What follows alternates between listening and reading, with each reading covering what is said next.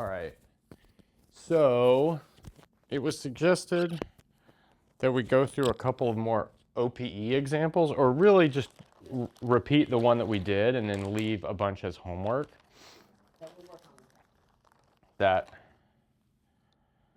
So let's see.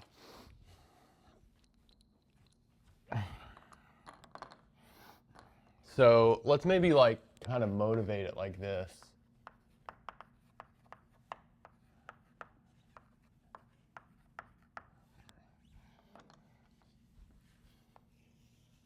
Okay, so, you know, like if you go and look at the definition, like for instance, the definition in Wikipedia or the definition in like a bunch of textbooks, you'll see this thing where like you have a vector space, and then you have some sort of multiplication. So a multiplication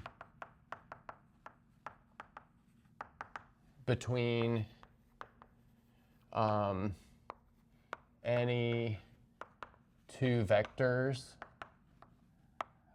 indexed by the integers. So for example, if you've got like a u and a v inside of v and n an integer, then we've got this notion of the nth multiplication of u and v. There's like that sort of idea, right? And in this setting, you would maybe say, okay, and in this setting, you would maybe like observe that any element of v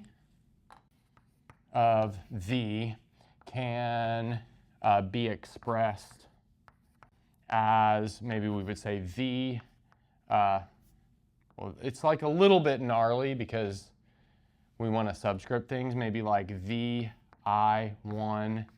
sub m1, vi2 sub m2, all the way up vik sub mk on the vacuum, where perhaps v is generated by this set, maybe v1 up to vn, right? So you've got this finite set of generators. And with that finite set of generators, well, let's use upper scripts here. Yeah, exactly. So like the thing that you want to think about this like, it's like a polynomial, except like there are a bunch of different ways of combining monomials.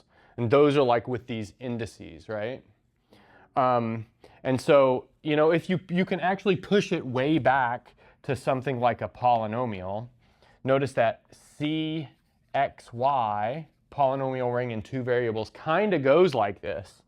Notice that it can be expressed as a product or a sum of monomials of the form x to the m times y to the n, right? But like, look, we can just expand this out as x times itself m times and y times itself n times, right? Right? And that's what's going on here, right? This is like just this big type of product, right? And sometimes maybe they'll be repeated and we'll put like a square in there or whatever.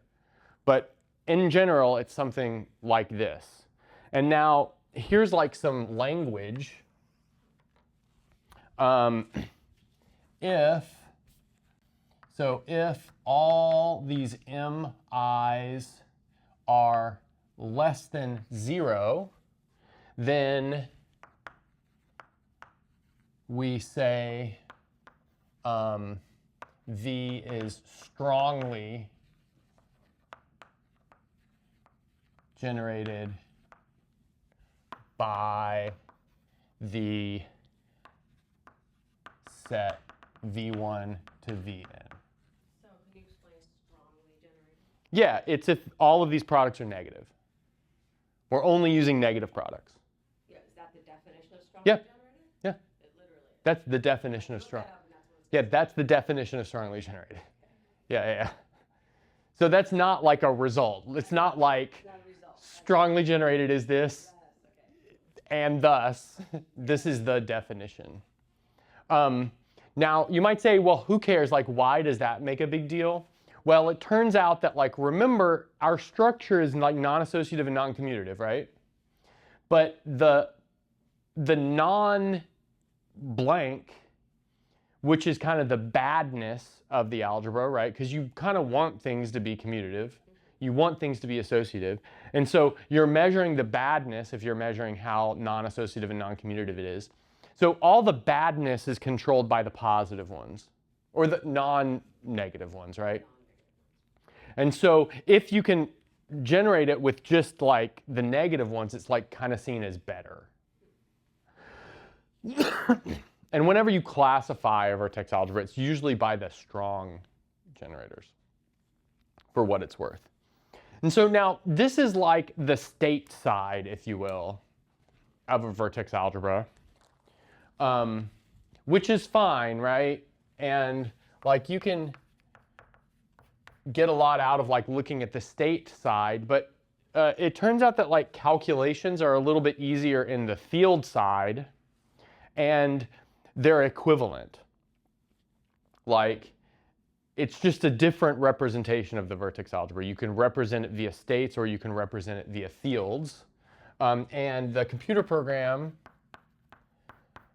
uses the field notation, so it's like kind of better because you can check all your work with the computer to like do it in that for our purposes, right? You know, maybe there's a way to make a computer do it in the other one, but it's not great, right? And so on the field side, you know, you've got this thing, right? So if you've got V in your vertex algebra, you've got this thing which maybe we would call V of Z, right? Which is equal to this Y V Z, which is this sum, right?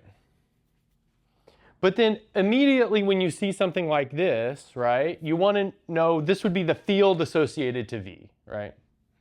This is the field associated to V. So immediately when you see something like this, you might say, okay, well, what if I combine things together? What's the field associated to that, right? And there are like some rules for it, which are like kind of gnarly, but you can write them down. Maybe the easiest one to write down would be the one for negative products. So if we wanted like the field associated to like u minus n minus 1 v, so that would be like the minus n minus first product of u with v. And then you're looking at the field of that. So that's going to be equal to this, you know, we looked at this before. It's 1 over n factorial. And then this normally ordered product of the nth derivative of u times v. And then, well, what is this normally ordered product? Well, again, we like defined that before, and what was it? So where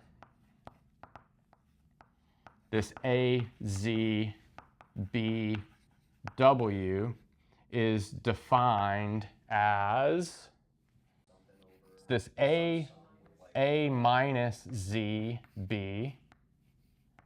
And now here's like a kind of a gnarly little thing, right? It's going to be plus minus 1 to the, and I'm going to write this as absolute value of a and b, but that's just parity of a and b. So if a is fermionic, then this absolute value is 1. It's a so-called Z2 grading or whatever. It's the evenness oddness grading. And then if it's bosonic, you get 0, right? So sometimes this is going to be minus and sometimes this is going to be plus, depending on the parity of the situation, right? And then here we have B, sorry, this should be W, A plus Z. Sorry, all these B's should be W. Okay, and then what else? No, that's defining this normally ordered product notation. No, that's multiplied into that. Yeah.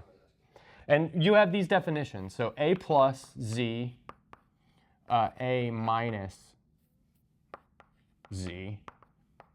So a plus is the sum over all n bigger than or equal to 0 of a n z to the minus n minus 1. But the really important thing here is not exactly the index, but the fact here is we have non-negative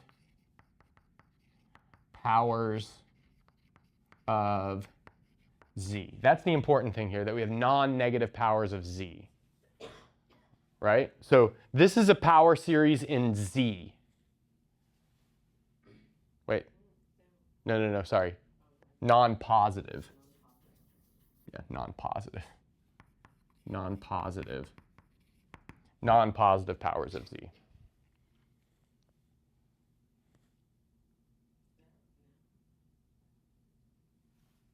Just negative. So after we Negative powers of after z. we write this down, you tell me what A positive and A negative are, and just what B is. That's like all the pieces that we need for these. Like Yeah. That is the normally ordered product. It's like, Yeah. That's what I need to get in my head. And then this is the sum as n is less than 0, a n z to the minus n minus 1. And this is non-negative powers of z, right? And this is what? Yeah. This is This is non-negative powers of z. Is this us defining the normally ordered Yeah. product? Okay. Yeah. So it's not that the normally ordered product exists and it spits this out. No. Okay, got it. It is this. Gotcha. Well, and you might say, well, like, who cares, right? But it matters because, remember, like, in the VOA, any element can be expressed as a sum of these guys, right? But that means in the field version of the VOA, anything can be expressed as the field associated to these guys, right? So that means that if the set V upper 1 up to V upper n strongly generates V, then any element is a sum of these things right here. And now this makes it really nice. This is the m first derivative of vi1, and then all the way up the m kth derivative of vik. So that means it's like a polynomial, except you don't just have your variables, you have your variables and their derivatives, right? So for each variable, you've got like infinitely many versions of it, right? You've got it itself, you've got its derivative, you've got its second derivative. And like you think about the derivative as like some sort of energy rising thing, right? Like the element by itself has got some intrinsic weight, right? We talked about the weight before. And taking the derivative increases its weight. So it like rises it up, right? And then, well, important is this. Important is that this normally ordered product is non-associative and non-commutative. Yeah, because like, look, if this is restricted to be negative, right, then it's associated to a derivative because of this rule right here. Yes, true. Because, I mean, you can, for instance, find a VOA that's strongly generated by a certain set, but it's weakly generated by a much smaller set. Weakly generated means you're allowed to use zeroth product, first product, second product. Yeah. So like, for instance, non-commutative means kind of obviously AB is not equal to BA in general, right? In general. And then non-associative means that A, B, C, right? So that's associated this way, right? So we're combining A, B first, and then we're combining it with C, is in general not equal to A, B, C, right? Those are not, that's, and by the way, we use the shorthand that this is just A, B, C. Whenever you see just like one thing like there with more than two terms, it's associated from right to left. It's the definition of strongly generates. That's what I was wondering. So like, It's the field. Yeah. It's the field definition of strongly generates. That's what I wanted to It's because when you have negative numbers here, they associate to these normally ordered know. products. These are equivalent statements. Gotcha. That's Yeah. So this is assumed to be the associate BC first, and then A. Yes. Yes. Always. And if you notice, whenever you do a thing in the computer, it'll like spell it out. Like it'll never, like if you tell the computer NO A, B, C, right? It'll spit out exactly this. It spits out that exactly. With no corrections, because that's what this is, right? This is this exactly. Okay, so now, yeah, well, I hate to say it, but recent work, like the paper that I sent you, leaves off the colons. It just writes as a product. Yeah. I prefer that actually. I mean, you just understand the Because I setting. know You just one- understand the setting, yeah. Yeah. I hate to like say one it. business operations. I sent Katrin the most intense paper. The most intense paper ever. It's 53 pages long. Nap after I looked at it. It was 53 pages long. And it's just like, That's the homework. that was the homework. All right, so now like, okay, great, right? So this is non-commutative and non-associative, right? But like, how is it non-commutative and non-associative, right? Because like, you could have a quote unquote like a free algebra, a free non-associative and non-commutative algebra. And what I mean by free is that, okay, it's non-commutative and non-associative, but there's actually no rules tying together things that look the same but are different. Yeah, Like this and this would be completely unrelated. And then this and this would be completely unrelated. Well, that's not what we have, right? We have a non-associative and non-commutative algebra, but these things are related. And how are they related, one might ask? They're related by the non-negative products. So like the 0th, 1st, 2nd, 3rd, 4th, all of those products. Can you give us an example? Yes. So how are these yeah, give me a second. Controlled by A in B with n bigger than or equal to 0. Okay. So did you hear what I said? I'm going to say it again. So like in a Lie algebra, right? The non-commutative, you relate AB to BA by the commutator, or the value. Yeah, exactly. But here we, like a free algebra, you wouldn't have any. There'd be nothing. Yeah, they'd be completely different things. That's pretty wild. Yeah. Yeah. It's like too big, right? Yeah. Okay.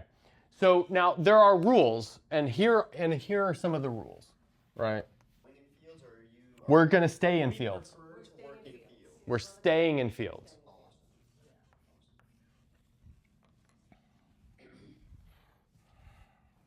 Okay. So here's a way that it's non-commutative. You have this. So you have AB is equal to -1 to the parity of A, parity of B. You know, I would leave these out, but like we kind of need them in here because we're working with superalgebras. And then BA. So this is obviously controlling the non-commutativity. And then plus the sum as m goes from 0 to, well, it's just bigger than or equal to 0, of minus 1 to the m over m plus 1 factorial. And then the m plus first derivative of am with b. So that's how it's non-commutative. And you might say, well, okay, well, you told me that it was related to these non-negative products. But yeah, it is, right? Because like this is the correction term. The correction term involves these non-negative products. Okay, with that derivative with respect to what? Z. Yeah, so everything is a field in Z, right? So everything I write down from here on out is this. That being said, like you can just abstract it to a symbol, right? Like that's also fine. But just remember that it works like a derivative. Like if a derivative hits a normally ordered product, there is a product rule, right? What is A sub m? It's the positive product of A and B. And those products are controlled by the OPE. Exactly. And that's what we're going to do after we write these down. We're going to be like, okay, well, great. But how do we find the positive products? The OPE is how you find the positive products. Now, not always, right? But like that, I think that for our purposes, the OPE governs all of this because the OPE gives you the positive products. Okay, and then you've got some more things too, right? You've got like this. You've got like A, B, C equals A, B, C. And then plus kind of a big gnarly thing. I'll write it down and then we'll like, so m bigger than or equal to 0, 1 over m plus 1 factorial. And you can derive why it goes like this, but it's like kind of a pain. It's like a lot, it's a ton of work to derive why it goes like this. So it's almost better just to be like, okay, these are the rules. Now, I think the math people are like kind of okay with that because we're just okay with like, oh, there's an algebraic structure and it follows some rules. Cool. Yeah. I was like, thank God, you just said it follows some rules. So here we've got It really was.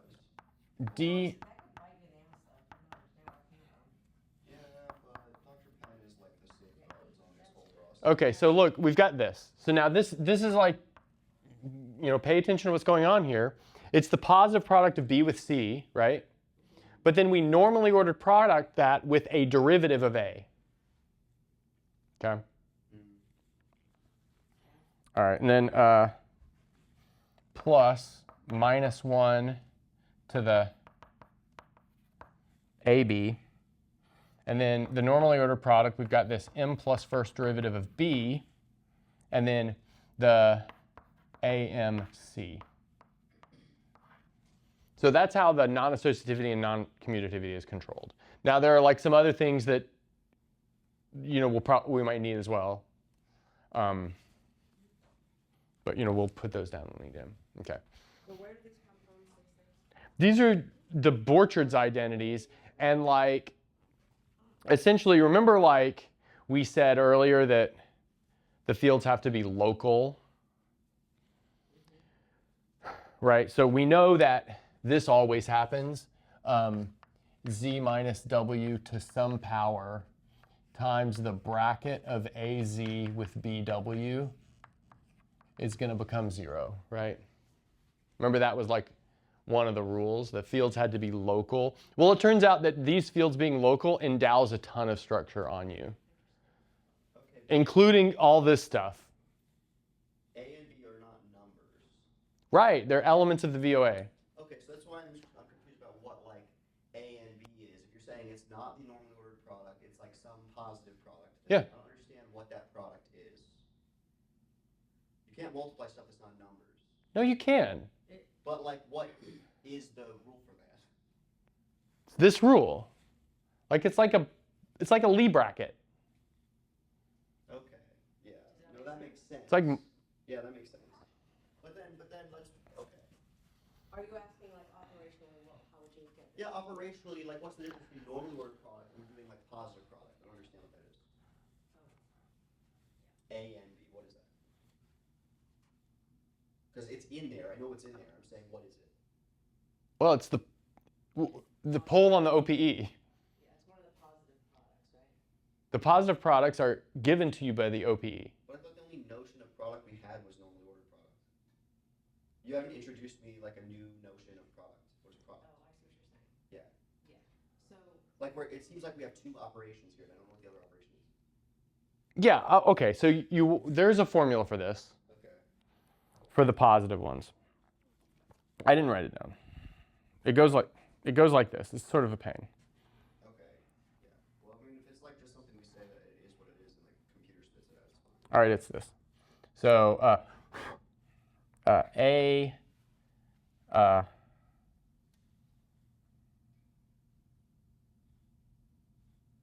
okay, let's make sure we'll express it like as the whole power series, because that's what's happening underneath all of this, right? So AM, AZ, M, BZ is this. It is the sum as K goes from 0 to M of M, choose K, the binomial coefficient, and then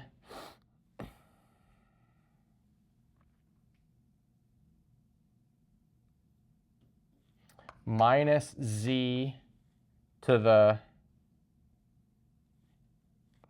sorry, I like changed index letters from what's on my page, right? And I'm having a real hard time with it. Okay, but I think I got it now. So minus Z to the M minus K, and then we have the sum as N goes over all integers of the bracket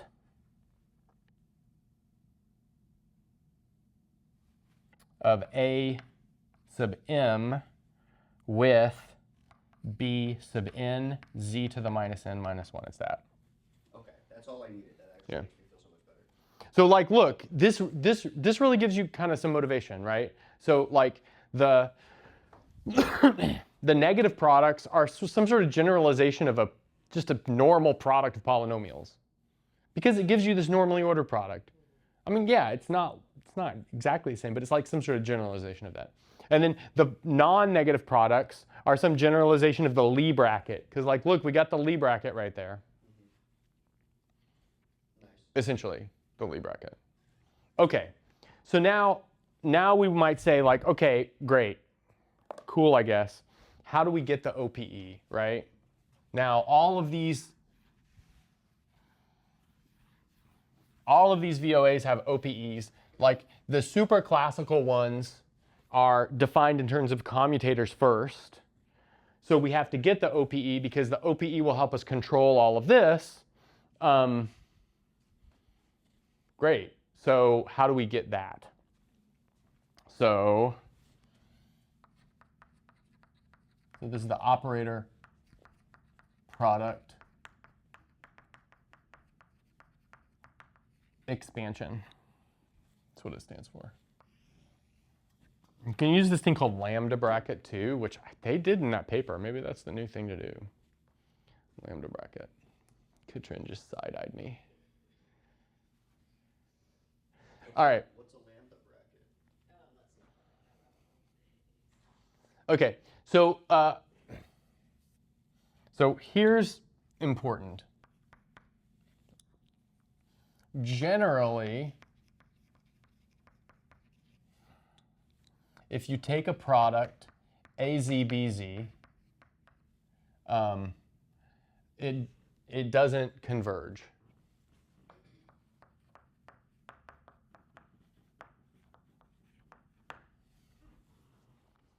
Now, well, you might say, okay, well, what does converge means? It means that there are infinitely many terms for a coefficient of z.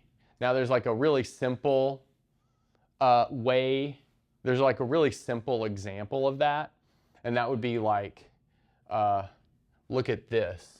Let's take the sum as n goes over all integers of z to the n. Okay? This is like sometimes called the delta function. Okay? And then let's square it. So let's multiply it by itself. And you'll notice very, very quickly that this doesn't converge. And why is that? Well, it's pretty easy if you write it down like this. So let's write the first one is dot, dot, dot, plus z to the minus 2, plus z to the minus 1, plus 1 plus z squared, right? And then plus dot, dot, dot. And then the second one is the same thing, right? So z to the minus 2 plus z to the minus 1 plus 1 plus z squared plus dot, dot, dot, right? But now let's look at this. How do we get, when we do like a really big FOIL, right? Like from middle school algebra, when we do really big FOIL, what terms will give us the constant term in the product? The opposite ones. Exactly. So like check it out. If you multiply z to the minus 2 with z squared, you'll get a constant term, right? You can multiply z to the minus 1 with z, you'll get a constant term, right? You can multiply 1 with 1 and you'll get a constant term. And then even with the next ones too, right? Like in general, notice that if we extract the constant term will give you the sum as k goes from 0 to infinity. I mean, this is like a cheesy way of writing it, of z to the k times z to the minus k. Right? Well, it's actually worse than that. It's really the sum as k goes from minus infinity to infinity. Right? But look, what's that? That's the sum as k goes from minus infinity to infinity of 1. But what's that? Yeah, that's infinity, right? So that's what we would say by this thing not converging, right? Now, of course, like instead of having numbers here, you'll have like operators or whatever, but the same kind of idea goes like this, right? So, okay, so AZ-BZ doesn't converge, right? That's actually motivation for defining the normally ordered product in the first time. The normally product was like developed to fix that. But the OPE is a measurement of how much it doesn't converge, and that measurement is the difference in this and the normally ordered product. So here we could define, if you will, OPE of maybe AZ-BW to be the difference in just the straight product and the normally ordered product. And then the fact is that this will diverge when z is equal to w, right? Diverges when z is equal to w. That means there are poles when z is equal to w, right? But that means that it can be expanded using some, like, I don't know, complex analysis or something. It can be expanded in a series with z minus w in the denominator. Sorry, repeat that. That means you're saying what can be expanded is that? This difference. The difference. The difference, yeah. And, well, then that means there's going to be something over z minus w. There's going to be something over z minus w squared. Well, what are those somethings? Those are the products. So we can even just define the products like that. But that being said, defining the products like that is equivalent to defining the products like this. That's not immediately apparent. Yeah, that's in my book, though, that you have parts of. Yeah. You're totally right that it's not immediately apparent. Yeah. Okay, so this is going to be A0b over z minus w plus A1b over z minus w squared plus dot, dot, dot, dot. So that's why the OPE is so helpful, right? Because the OPE gives you what the positive products are. You can just look at these poles, right? And then once you know that, then you can like do anything you want with these formulas, right? Because like, okay, like cool, like we're doing this, right? Well, maybe this one because it's simpler, right? Oh, I need A0B for the first one, right? Okay, well I just look at the OPE and I take this pole. Oh, I need A1B for the next one. Oh, I just look at the OPE and I take that one. Now, you also might say, well, how do we know that this sum is finite? Well, this is something we mentioned much earlier as well, but like this thing right here is equivalent to A box B being equal to 0.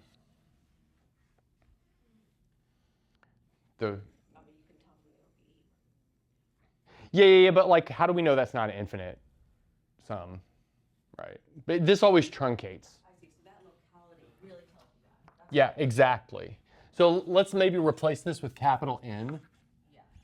Replace this with capital N. Then we would go down here and we would have ANB over, what is it going to be? Z minus W to the N plus 1, just based off of how these things are. Yeah.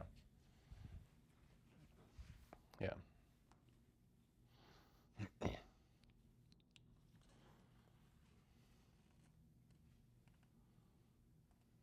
Okay, so let's find an OPE. Once we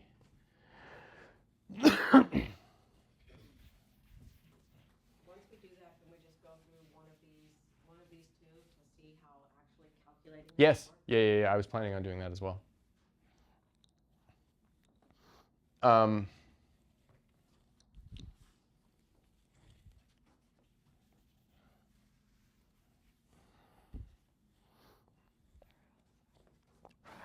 So let's recall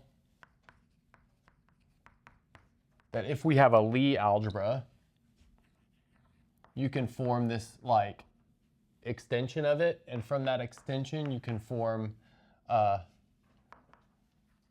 vertex algebra, right? And the vertex algebra can be seen as being strongly generated by these fields x, z, where x comes from the Lie algebra.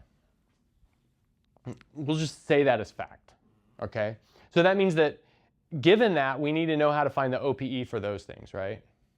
So now let's also recall this, that if we use this notation, xm is defined to be x t to the m, right? Because remember, in the g hat, that's how these things are technically defined.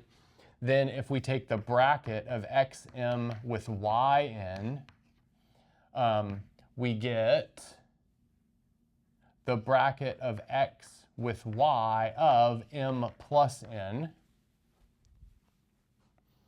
So remember, x and y are inside of the original Lie algebra. That means we know how to find their bracket, right? Now we just attach that to this index m plus n. Okay.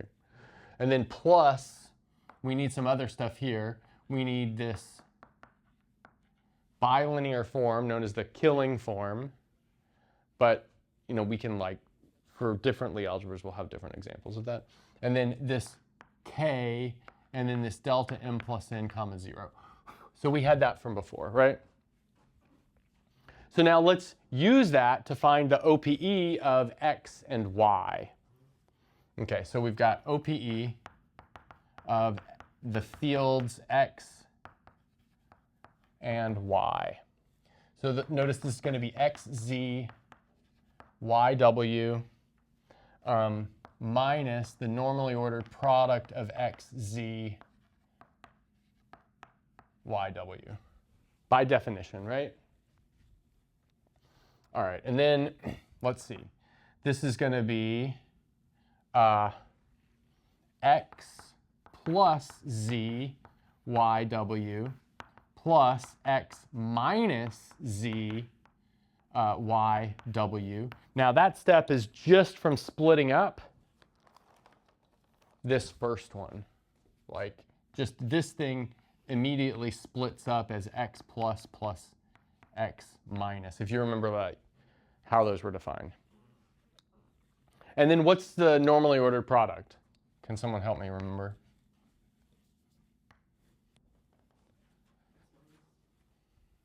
X minus. Okay, give me a second. Simmer down now. Okay, it's x minus z. Are you looking at it? Yeah, well, I'm looking at my notes. Okay. Y w x plus z. So it's that, right? Yeah, because these are even. Yeah. Yeah, these are even. Okay. So check it out. Some stuff cancels, right? Which is pretty dope. So let's see. What cancels?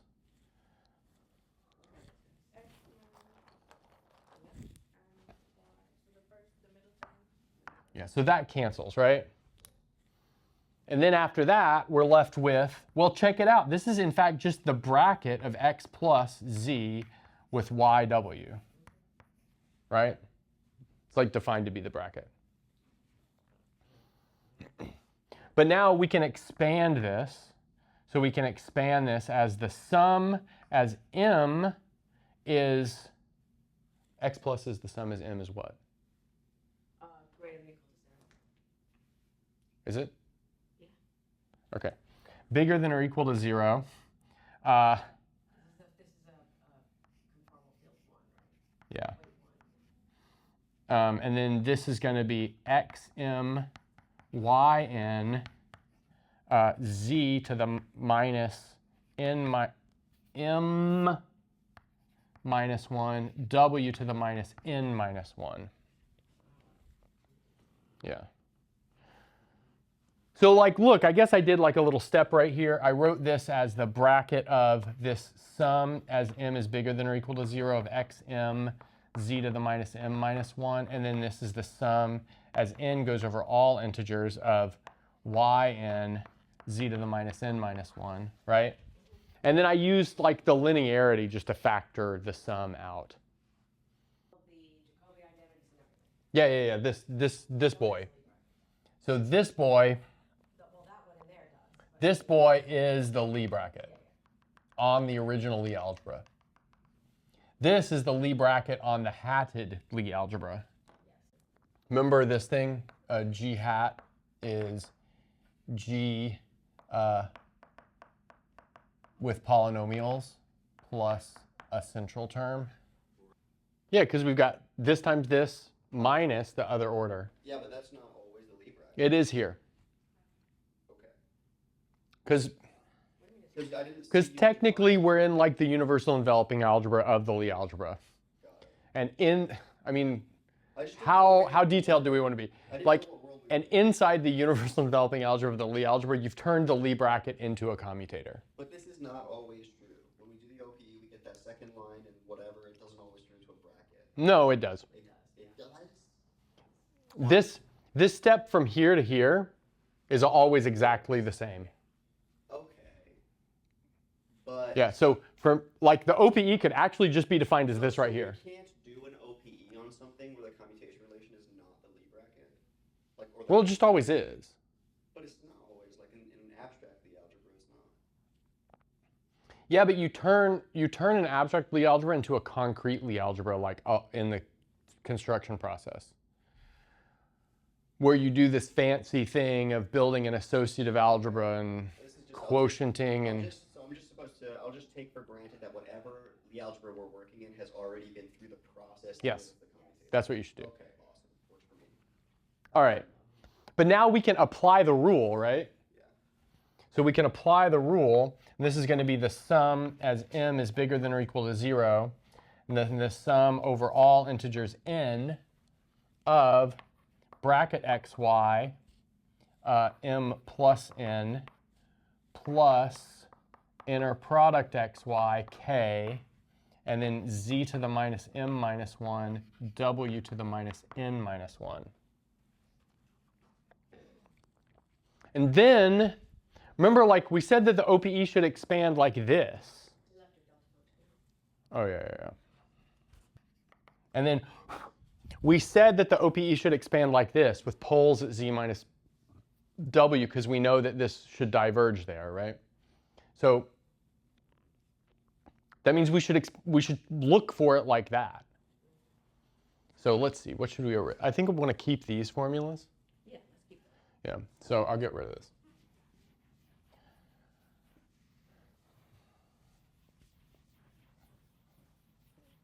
All right, so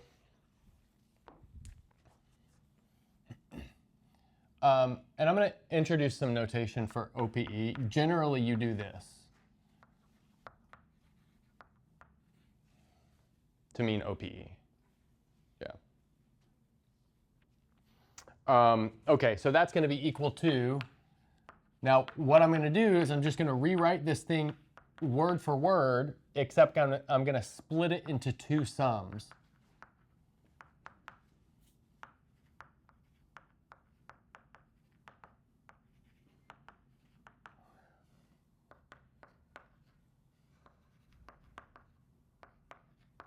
And so, you know, nothing really fancy here happened at all. This is x, y, k. Those are constants, eh? And then, what are you talking about? Hostility. You go to Canada. Colton's not a friend of Canada. You pick up all the Canadian jokes. You were there for what, 3 days? I live with a Canadian every day of my life. I thought you said that your wife was not, like I thought you said she like grew up in America or something, or no, she was in Canada? She did. Yeah, okay, well. She lived in Canada until she was 10. But she was like always going back for family stuff. Did they say OPE? No. I mean, they're in Quebec, right? I don't think the Quebecers, the English-speaking Quebecers, have that like thick Canadian accent.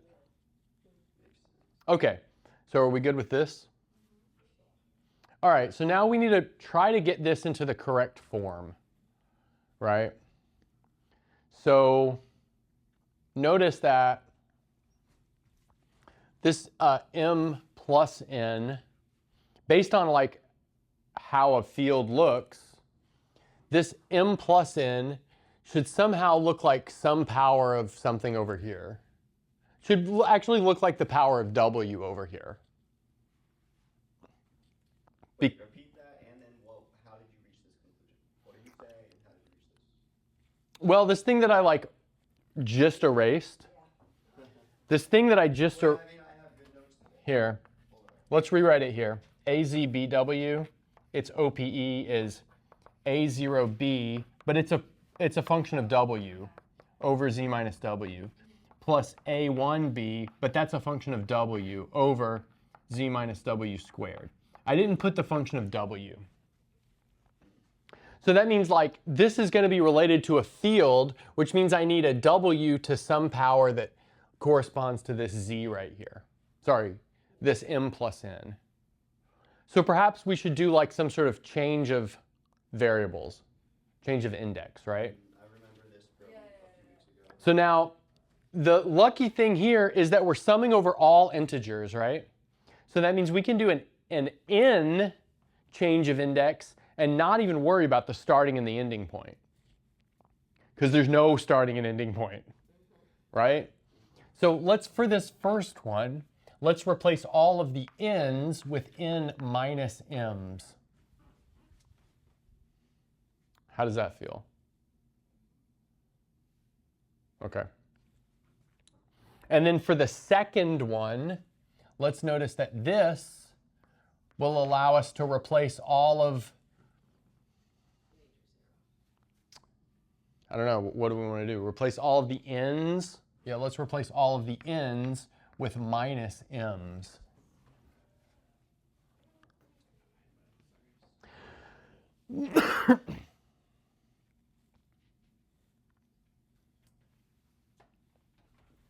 Right? And that's because that's 0 otherwise, right? That actually collapses the second one to a single sum, right? It doesn't collapse the first one to a single sum. That's being reindexed. The second one is being collapsed to a single sum, though. Okay, are we good with that? Yeah. Okay. So let's see. This first one is now going to be the sum as m is bigger than or equal to 0. The sum as n goes over all integers, because again, we're good. Like there's no starting and ending point there. So then we have x, y, n, and then we have z to the minus m minus 1, and now we have w to what power?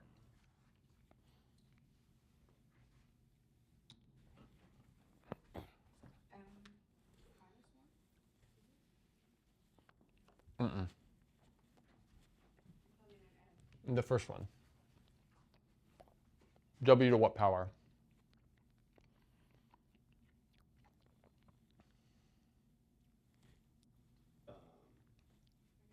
Negative n minus n m minus 1. M plus 1 plus n plus n. Sick. So we got something like, In my head, I put mine in parentheses, so it still counts. That is what I meant. all right, so we got something like that, right? Then what do we have for the second one?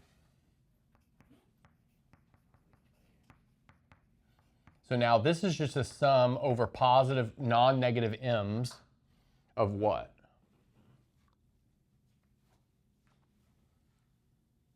Oh, I left something out of this whole thing. This should be m times this. Oh, shoot, yeah. Oh, my God, how did I miss that? Put the Where did you just write Super m? important. Where did you write that? You wrote, I was Up looking there. down. This bracket should have an m in it. Oh, way in the past. Where is the centrifugal? So now this is going to turn into m z to the minus m minus 1 w to the m minus 1. Like that, right? Oh, I see. Just before the angle brackets, right? Yeah. Okay. And then you didn't add it anywhere else? Put it down here Right here. Right here. Right here. and up there. Yeah. Okay. Now we can factor this one into a product of two series now, because this w thing right here is w to the minus n minus 1 times w to the m, right? So let's do that. So that's going to be the sum as m is bigger than or equal to 0 of w over z to the m times 1 over z. Now look what I did there. W to the m, z to the minus m, so that's w over z, right? Right? And then the z to the minus 1, I wrote it as 1 over z. Okay? So that's this one. But that's multiplied by, wait, what am I doing here? Oh yeah, and then, yeah, and then we've got the rest of the w part too, right? So that's all of the m stuff, right? And now let's multiply that by the n stuff. So this is the sum over all integers n of bracket x, y, n, z to w to the minus n minus 1. So we've got something like that. Cool? Wait, quick question. I may be a little unclear. How did you get the m parts? Like m, the sum of the m parts? Yeah. So look at all my m parts. This is an m part, and this is an m part. Those are my only m parts. Okay. Oh, so that's what you used. Yeah. And so those became this right here. And then all the rest of this stuff is my n part. So that's this and this. That's my n part. So, how general is this result so far? Because before you were like, no, that part's just like true for any of these. Yeah, right here is where it changed. We diverge into like a Yeah. specific case. Okay. That's not totally true. Like these pluses and minuses, you have to be a little bit careful with for some cases, just based off of how things are indexed. So it's like the moment we resolve that first Lie bracket is when, Yeah. when we Yeah. diverge. Yeah. So when you go to the n greater than or equal to 0, right before that is the most general for commutators. All right. So now look at this. To my mind, it looks like something has occurred here. What looks like has occurred here? Yeah, with respect to, yeah. This looks like differentiation with respect to W of the sum as m goes bigger than or equal to 0 of W to the m over Z to the m times 1 over Z. Over exactly what we have over here. Crazy, right? All right, so now let's get to it. Now, tell me what this is. This is a so-called geometric series, right? Now, what's the rule for a geometric series? What's the summation rule for a geometric series? All right, so this is going to be the first term over 1 minus the common ratio, right? That's the rule for a geometric series. So the first term is 1 over Z over 1 minus the common ratio. That's 1 minus W over Z.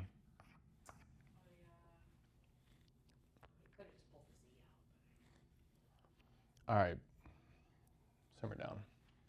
Now, what is the red? Oh, look, that's our field associated to the bracket. That is, for lack of a better way of writing it, that. Now, bracket xy, k, derivative with respect to w. Look, that's this same thing again, right? Yep, it's the same thing exactly. But since we wrote it like this already, let's write it as it's simplified. But now let's put it all together. This is xy w over z minus w plus bracket xy k over, what's the derivative of, yep.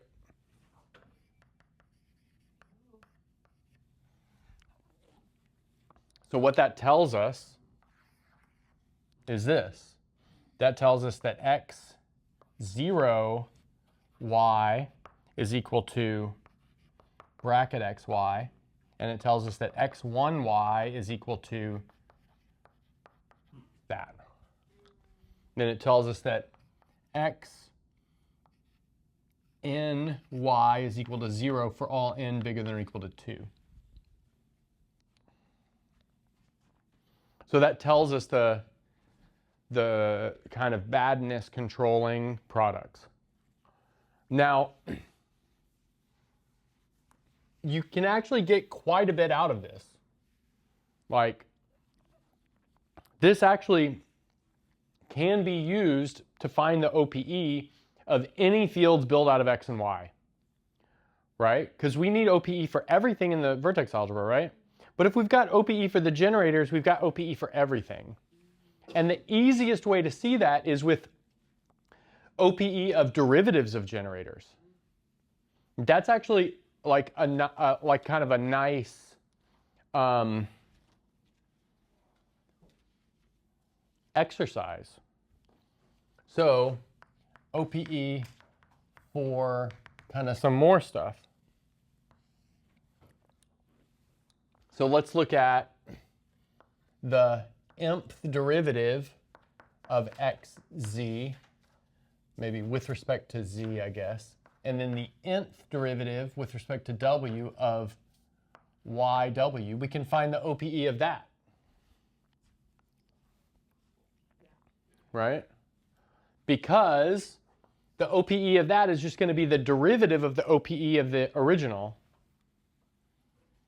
So that's going to be the nth derivative with respect to z and the nth derivative with respect to w of this xzw over z minus w plus this k xy over z minus w squared.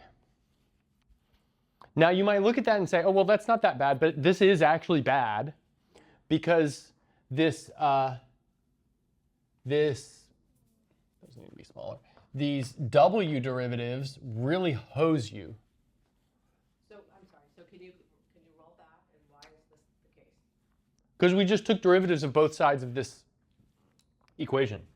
Yeah, and so now, right, and they're moving through, the W derivative just moves through to the Y, okay. Yeah, exactly, because Wait, the derivative with respect to what? z in the first one, w in the second one.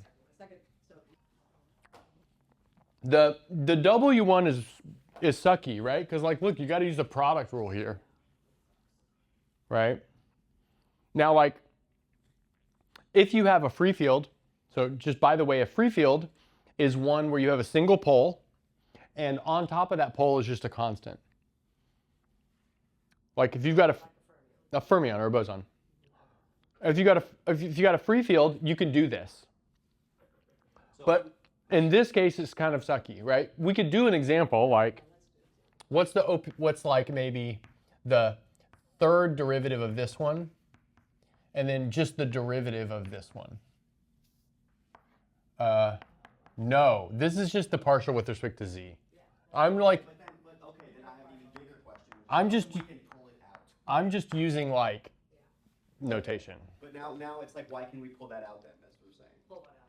When we turn it into, we do partial mz, the top line, we pull it to the Oh left. yeah, because like this is a partial with respect to w, so z is a constant. Okay, okay, I see. Yeah. Yeah, I expected it to look like Leibniz notation. Well, and like kind of often, there's only one variable you're working with. Like if you're working with the OPE, there's more than one variable. But if you're working with like a normally ordered polynomial thing, there's only one variable. So you would just leave the z off. I mean, sure. But I mean, just do the product rule, because the derivative of of 1 over z minus w is really simple. So this would be like derivative of bracket xy w over z minus w. So that's from taking the derivative of the first part. And then plus, then you'll have bracket x z, bracket x, this should be y, bracket xy w, and then what is the derivative with respect to w of 1 over z minus w?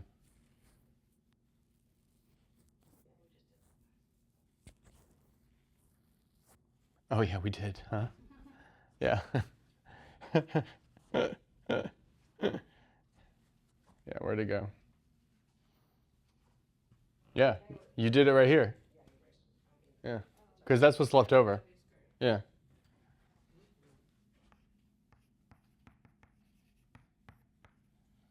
And then we got to take the derivative with respect to w of the next part. So what's that going to give us? Yeah, you're going to have z minus w cubed. That's right. And then what's going to go upstairs? Yeah, but you've got something else. Yeah, so you just get that. And then what about the third derivative with respect to z? I think if we if we brain a little bit, this shouldn't be too bad. So notice the numerators are going to come along for the ride. Like perhaps they'll be multiplied by numbers, but they will come along for the ride. So what's the denominator of the second one? Oh, sorry, the first one.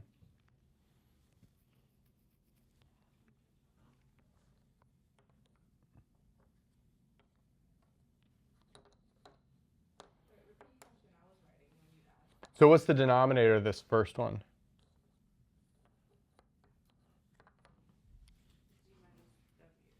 To what power? Maybe we should back up a little on this one. So every time you take a derivative, what happens to the exponent in the denominator? It decreases. Well, in the denominator it goes up, yeah. It goes up. So we started with 1 and we took 3 derivatives. So what did we end with? 4. Yeah. And then we got multipliers at each stage too. So the first derivative gave us a 1. The second derivative gave us a 2. The third derivative is going to give us a 3. So in the end, we have 6. But like if we were trying to generalize it, we probably wrote that as 3 factorial. Because like you could think of the nth derivative of z, right? Get like n factorial or something. Okay. And then what do we get for this next one?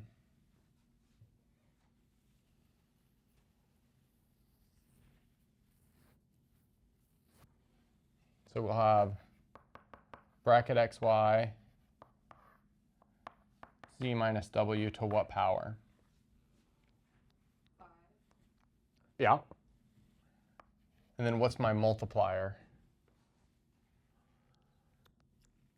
6. Now the first derivative gives me a 2. The second derivative gives me a 6. what? The first derivative will give me a 2. Yeah. The second one will give me a... No, because after the first derivative, this is a 3 down here. So 2, and then the next one gives me a 3, so 2 times 3. Then the third derivative gives me a 4. So in the end, I have 4 times 3 times 2. Oh, I was multiplying them. Oh. That's why I was saying 6. Yeah. So that's like 4 factorial. Oh, and I should say we should be picking up minus signs here too, right? Because they're in the denominator, and they're not attached to a minus like the w is. The w is attached to a minus itself, so the minus you pick up from the negative exponent kind of clears out. And then what do we get for this one? So what's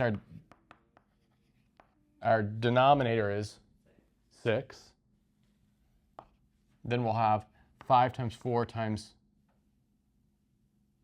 3, right, times 2. It's kind of luckily 5 factorial, yeah. K, so you get something like that.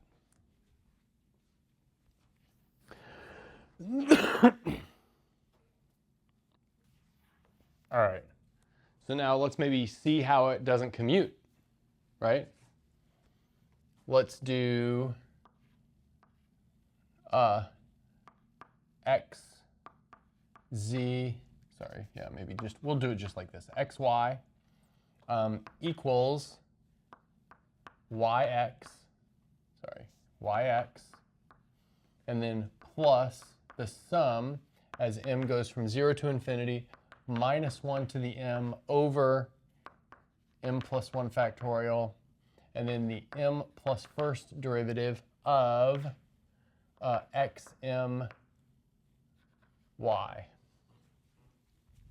Right? So that's just me rewriting this exactly for our situation, right? Yeah. So what are we going to get? So this is going to be yx. And then how far does our sum have to go? How far does this sum have to go?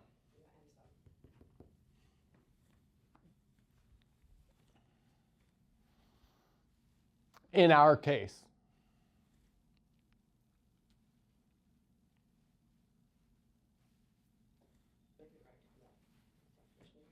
So remember this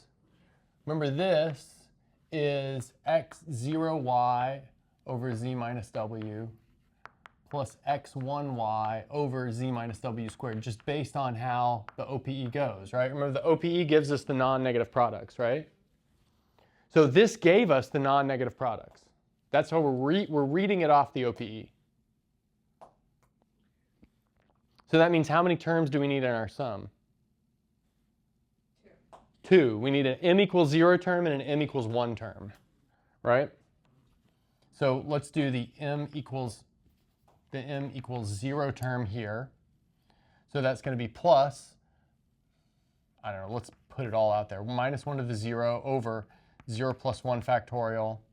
And then we have the, what? The first derivative, right, of x0, y.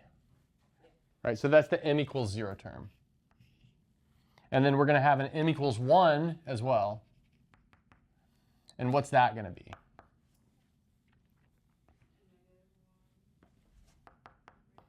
So the 1 over 2 factorial, and then the second derivative of x1y.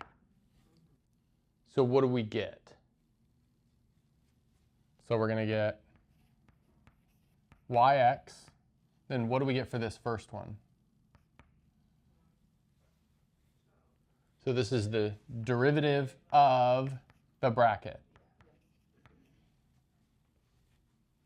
Now, which makes sense, because in a Lie algebra, all these things are weight 1. So this is weight 2, 1 plus 1 is 2. This is weight 2, 1 plus 1 is 2. The bracket gives you another Lie algebra element, so that's also weight 1. The derivative makes it weight 2. And then this is going to be plus what? So that's going to be, or like minus half. And then the second derivative of what?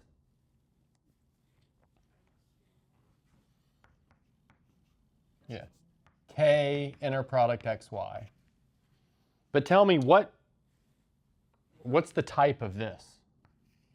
What are you saying in computer science? What's the variable type? What's the data type of the pink underline thing?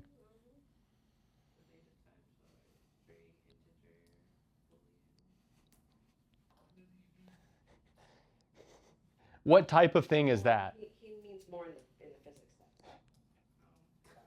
That's just a number. It's just a number, like it's a constant, right? Scalar. That's just a number. Okay. Well, what do we get when we take a derivative of a number? 0.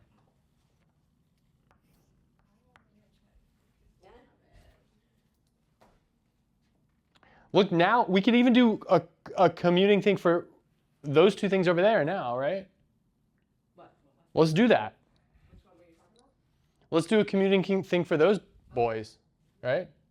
So let's see. This, the third derivative of x with the derivative of y is going to be equal to the derivative of y, the third derivative of x, plus, let's put all the structure in there first, this sum, and then minus 1 to the m over m plus 1 factorial, the m plus first derivative of what? The, this, I mean, this is kind of, this is a little bit gnarly, but you know, just, that's, I guess that's the situation of that, right?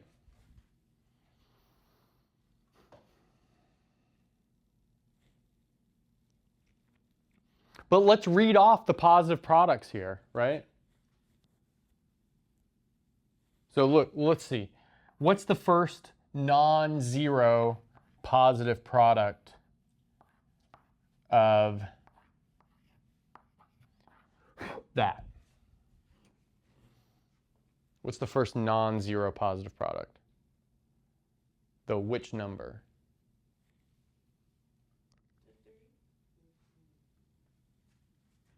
Yeah, the third, right? And what is it?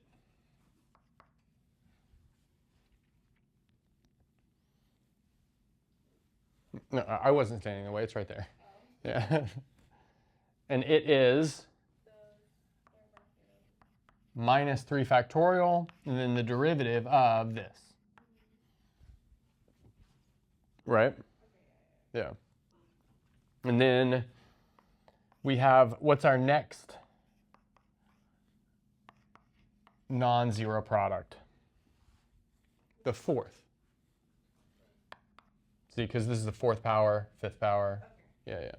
And then that's going to be minus 4 factorial, and then bracket xy, right?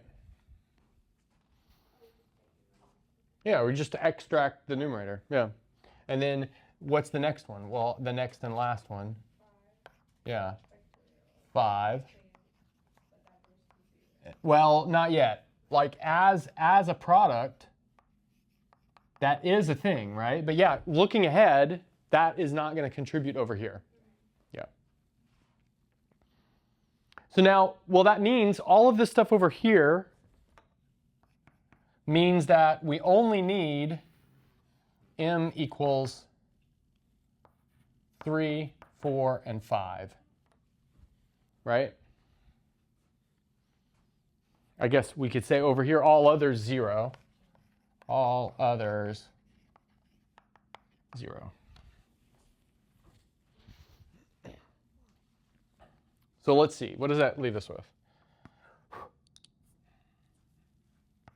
So that leaves us with dy d3x, and then let's just write them down. So the m equals 3 term, so that's going to be minus 1 to the 3 over 4 factorial, and then we have the fourth derivative of minus 3 factorial dxy, right?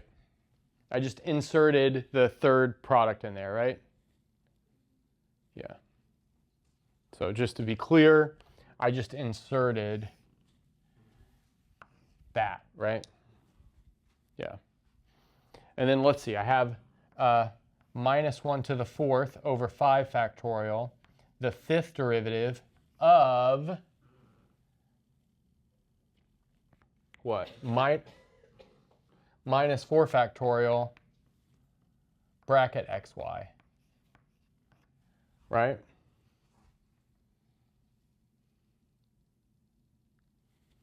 And then we might as well not write the other one down because of what you said. Yeah. Because it's attached to a zero, it's attached to a constant, and we're taking the derivative of it. So I guess we can simplify this quite a bit, right? So this is going to be partial y, third partial x. And then let's see, all the minus signs cancel here, and we get 1 over 4, right? Because we've got 3 factorial over 4 factorial. And then we have the fourth derivative of, the fifth derivative of bracket xy, right? The fifth derivative because 4 plus 1 is 5, right? And then what do we have for the next one? So now we're going to have minus a fifth, and then the same thing.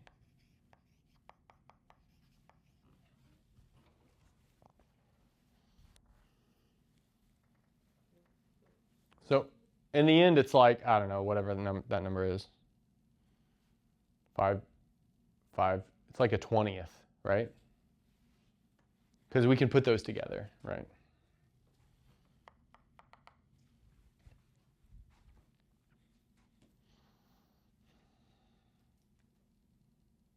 All right, let's like have you guys work on some of these for the next bit of time, and then like look at something else maybe? Does that seem good? I think so. Okay, so What do you mean by work on it? Do another one of these thing? Yeah, let's do another thing like this. Another thing like this or another OPE? What do you think we should do? I mean, I think it would be good to do another OPE. Yeah, let's do another OPE. Something simpler, right? I haven't. I saw like That's so rough. I saw like the first 3 episodes. Dude, and you weren't hooked. I don't know. No one was a good person. That's the whole point. I know, I didn't like it. They're human. I didn't like it. They're flawed. Sometimes this is pi, by the way. Is the name of the Heisenberg vertex algebra. Okay, so anyway, Why is it pi?